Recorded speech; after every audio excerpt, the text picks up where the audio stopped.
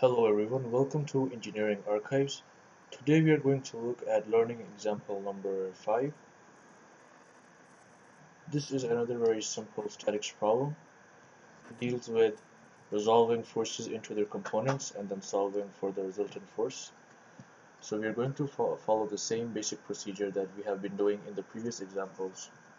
So the first thing to do is write down the x components.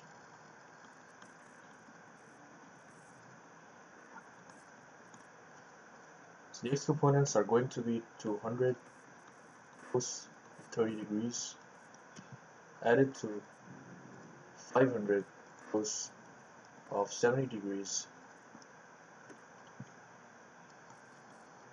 This is going to give us 556.23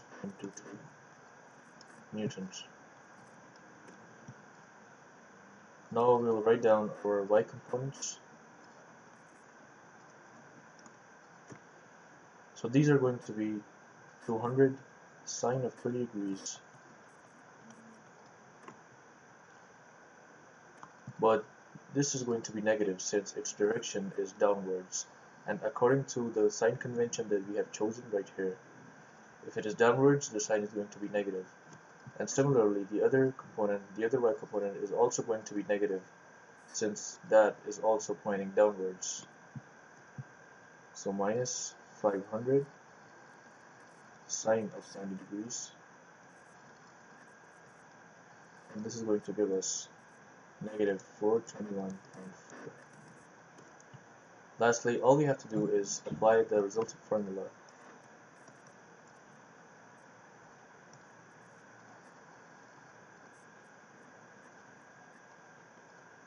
The square of both components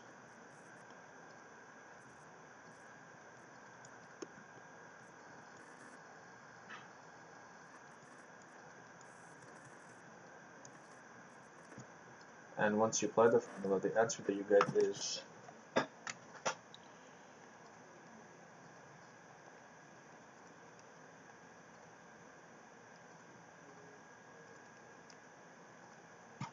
the answer that you get is 697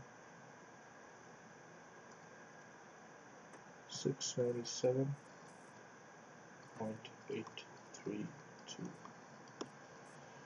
newtons.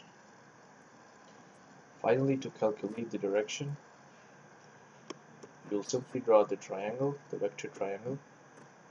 So the x component is in the positive x direction, so that vector is going to look like this, while the y component vector is negative since it is pointing in downward direction.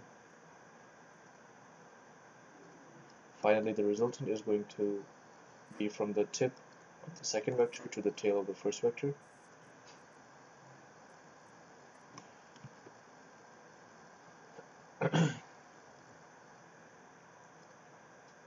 Now, to get the angle from the x-axis, we can either get the angle clockwise or anti-clockwise, but if we get the clockwise angle, that is going to be much shorter, so we are going to go with the clockwise direction.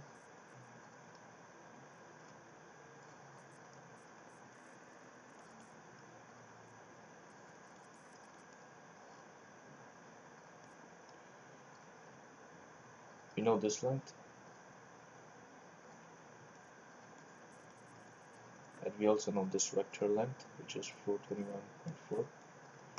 So simply applying the tan rule will give us the direction, that is tan of theta will be equal to 421.4 divided by 556.23. Remember that when you are finding the angle theta and when you apply the tangent identity, you don't need to put the angles. If you know the direction of your angles, and if you have drawn the triangle, then you don't need the signs with the lines. So this is going to give us